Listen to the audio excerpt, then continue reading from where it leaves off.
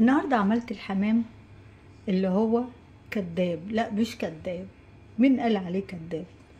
ده جميل جدا ومحشي بالكبد والقنص والفريك. الفريك كمان جميل جدا وحلو للمعدة.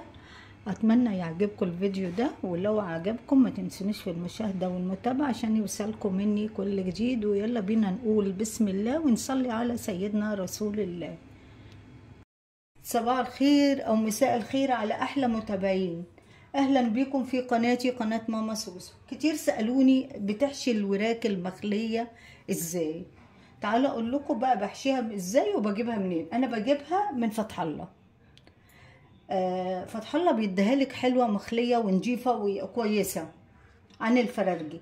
انا هنا عملت ايه؟ عملت فريك، بشرت بصلة حمرتها بحتة سمنة، وبعدين نزلت عليها الكبد والقنص او كبد بس، وبعدين الفريك طبعا نقعاه بميه سخنه ومنضفاه وغسلاه ومصفياه، حطيته عليهم. وطبعا كل شويه بتسقيهم شويه ميه عشان يستوي الفريك، يعتبر يستوي 70%. خلاص، لان الفراخ دي ما بتاخدش سوا. انا عملتها اهي، بصوا، وسبتها تبرد وجبتها حتى بالطاسه بتاعتها. تعالوا بقى اقول لكم ونسمي الله. بسم الله الرحمن الرحيم، اللهم صل على سيدنا محمد. اهي بصوا اهو، اهي شايفين؟ هو ساعات بقى باخدها منه بتبقى احلى من، يعني مش كل الصنايعيه عنده بيبقوا شاطرين. بصي اهي، بحط هنا سبعي كده الاقيها فاضيه ما فيهاش عظم. دي بتتحشى. انا مش هعملها بالخل، هعملها بالخيط. نسمي الله. بسم الله واوريلكم ازاي انا بعملها. هتفسها جوه، هتفسها جوه كده، خديها بصبعك كده احشي. عايزه تحطي عليها مكسرات، يعني مثلا زبيب، اي حاجه من اللي عندك ممكن على الحشو ده.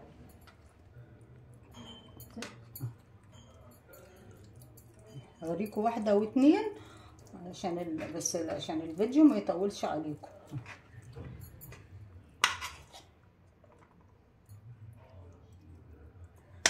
يعني فريك بالكبد والقنص. بلفها بقى كويس اهي كده، اهي كده بقفلها بضمها على بعض كده.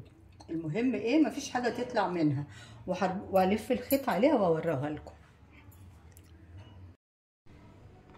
انا هوريكم واحده تانية. انا لفيت ديت بس انا ما شغلتش الفيديو، ما هوريكم في ديت. ادي هنا ادخلها كده كويس قوي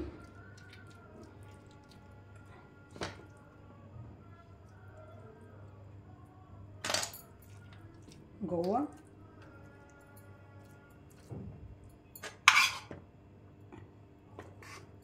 تمام كده. هي بس الجلده هنا مقطوعه، بس برضو ايه، كل حاجه بتتعالج اهي. اهي تتلف قوي كده اهو، شايفين؟ جيب بقى الخيط،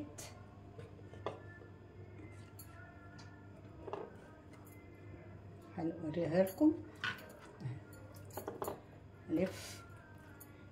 المهم ايه؟ مفيش حاجه ايه تتفتح.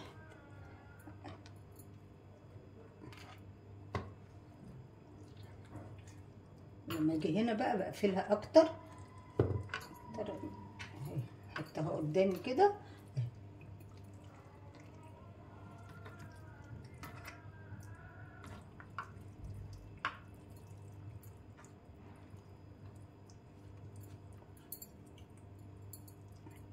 كل حاجه ايه تفسيها جوه كده مع بعض عشان تتقل. اهي خلاص. وتقعديها بقى تربطيها كويس وخلاص اهي، شايفين؟ اهي اهي ما فيهاش اي حاجه. تمام. خلص بقى الكميه وارجع لكم. بصوا بقى بعد ما حشيته، بصوا وربطته، بصوا اهو، شايفين الجمال؟ حلو قوي كده. ده اللي بيقولوا بقى حمام كداب. وهو يعني بيبقى جميل جدا برضو زي الحمام. هنا غليت ميه، انا هسلقهم طبعا. غليت ميه، نحط بصلتين، الورق اللورو والحبهان والمستكه والروزماري. تمام. الميه بتغلي هنزله اهو كده على طول. بسم الله بسم الله. انا بشطفهم بعد ما بخلصهم عشان لو فيها فريك ما تنزلش في الحله من تحت.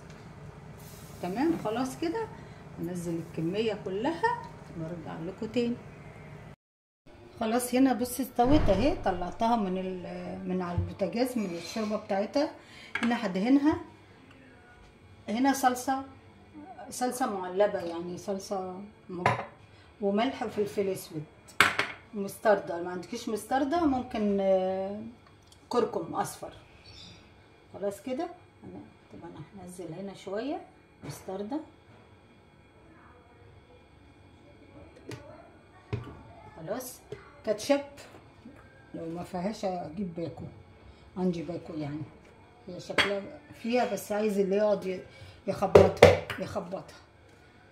اجيب باكو احطه اهو. باكو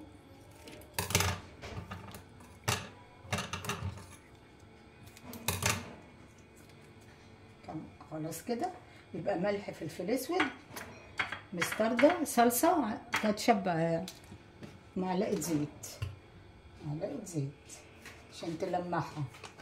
خلاص. هدعكم كده كويس قوي اهو بالملح والفلفل الاسود. لو عايزه تحطي شويه لبن عليها ممكن، بس انا قلت ايه عشان انا حاطه مستردة وصلصه واستكفيت بيها. خلاص كده اهي. الدهان بقى وشها حلو كده خالص. هشيلها بقى في مكان تاني بس انا حبيت اوريكم قبل ما احمرها. تمام. خلاص كده انا هحمرهم بقى على البوتاجاز وارجع لكم تاني. ايه رايكم بقى بعد ما قليته؟ بص الجمال. شيلي بقى الخيط اللي انتي رابطه بيه وبعد القلي يتشال. انا لسه ما شلتهوش هشيله دلوقتي بس حبيت اوريه لكم. طريقه حلوه والله. انا عملته العزومه جنب حاجات فرحوا بيه قوي وكان عجبهم جدا جدا وكانوا عايزين الطريقه. انا هبعت لهم بقى الطريقه ازاي بالجمال ده.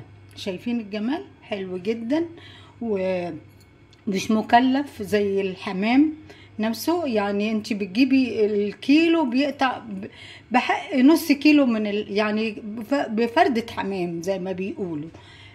حلوة قوي وتقليه وتعمليه بالطريقة دي بيطلع جنان يعني بصراحة. حلوة قوي قوي. ما فرقش حاجة عن الحمام. ده لحم وده لحم بس برضو حطينا الحاجات اللي بنحطوها في الحمام. اتمنى يكون عجبكم الفيديو ده، ولو عجبكم ما تنسونيش في المشاهدة والمتابعة عشان يوصلكم مني كل جديد. واقول لكم الى اللقاء في فيديو جديد في مطبخ ماما سوسو. باي باي.